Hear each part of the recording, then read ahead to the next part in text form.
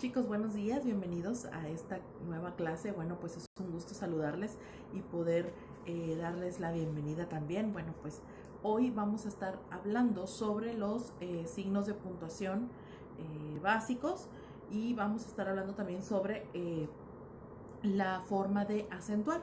Vamos a tener estos videos sobre la clase y tienen unas actividades que les explico rápidamente. Son en páginas de internet, ustedes las tienen que contestar y en automático les va a arrojar el resultado o sus aciertos de la puntuación de sus actividades, y van a tomarle una fotografía, un screenshot a esa imagen donde aparezca su resultado, y es lo que van a enviar, ¿ok? No tienen que realizar ningún ejercicio en Word, Excel, nada de eso. Solo es contestarlo ahí mismo en la página y nada más hacer el screenshot y ya pues los apuntes que ustedes saben que deben hacer para su portafolio de evidencias, ¿ok? Muy bien, entonces pues comienzo hablándoles sobre los signos de puntuación, y tenemos dos tipos de signos de puntuación. En su guión de la clase van a encontrar que tenemos a los básicos y los complementarios. Vamos a comenzar con los signos básicos, ¿ok?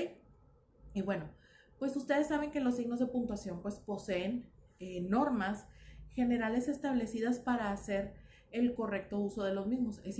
Son importantes porque nos permite saber cuándo las utilizamos, cuándo no, sus acepciones, sus reglas, etcétera, etcétera. Entonces, los signos de puntuación, cada uno de ellos tiene una forma de ser utilizados. No pueden ser utilizados a la y se va, como muchas veces, muchas personas lo hacen, que ponen puntos y comas a discreción y creen que no se modifique nada lo que están escribiendo.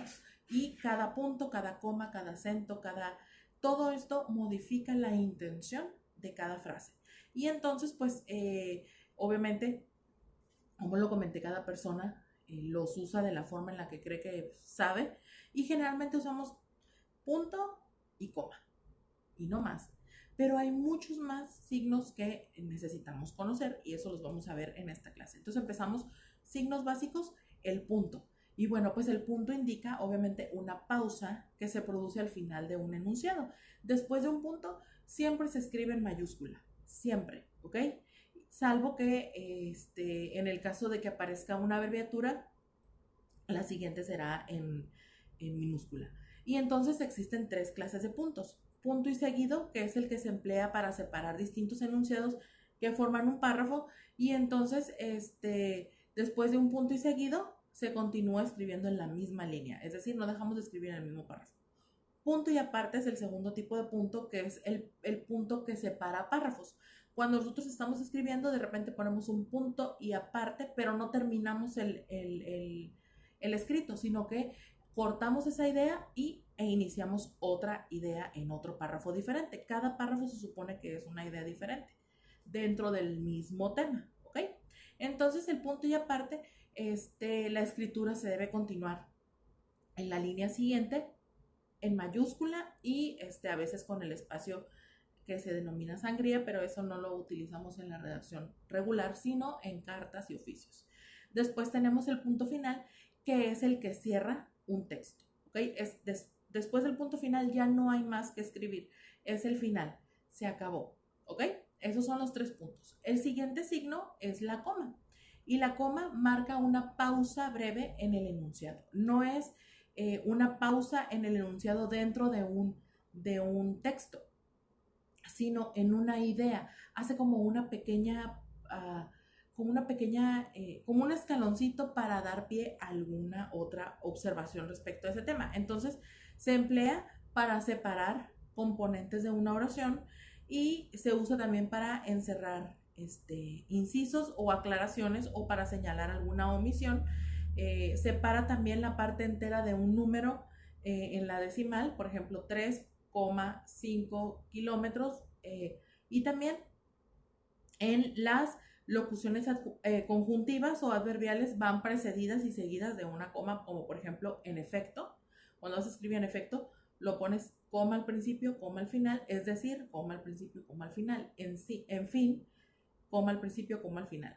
Para eso se utiliza la coma.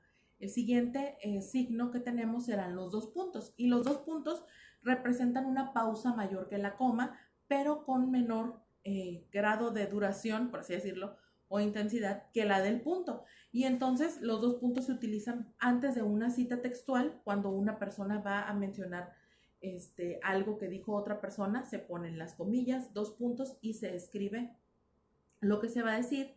También antes de una numeración, por ejemplo, las 4 estaciones del año son, y dos puntos, primavera, verano, otoño, invierno, ¿ok? Para hacer como una aclaración.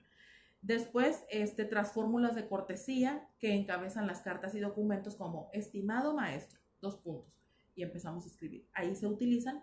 Y también para en oraciones relacionadas sin nexo cuando se expresa la causa, el efecto o una conclusión.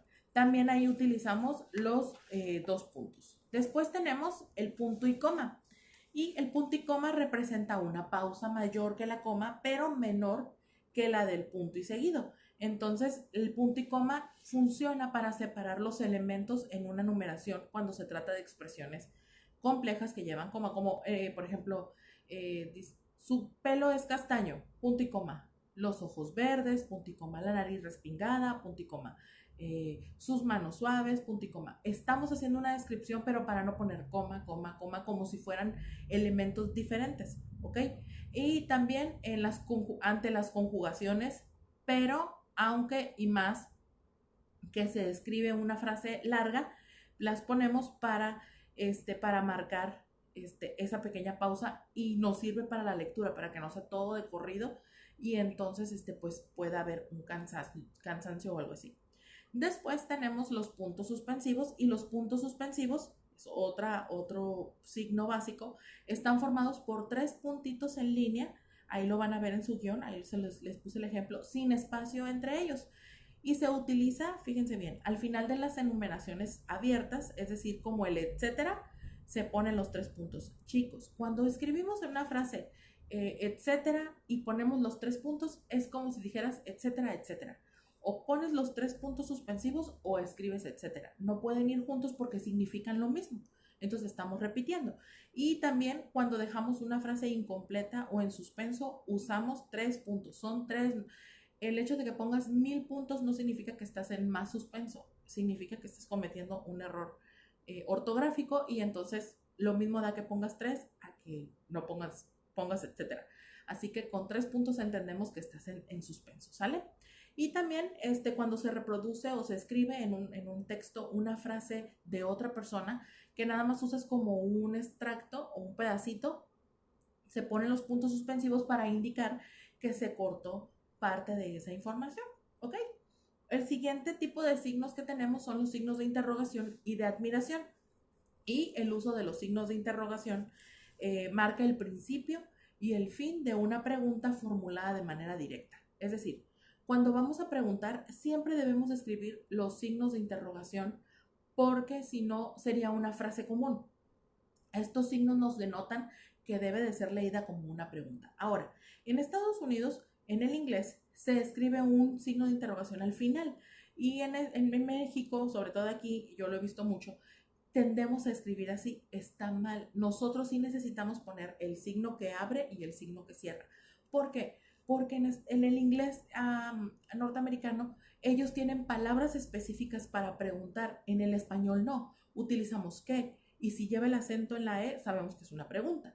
Si tenemos cuándo, tenemos por qué, que si está junto se refiere a una justificación y si está separado se refiere a una pregunta.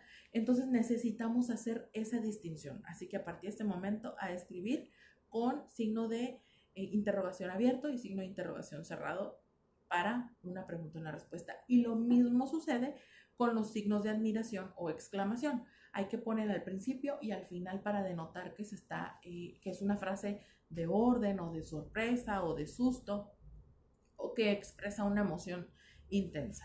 ¿Ok? Entonces, estos son lo que se refiere a los signos de interrogación, a los signos de puntuación básicos. ¿Ok?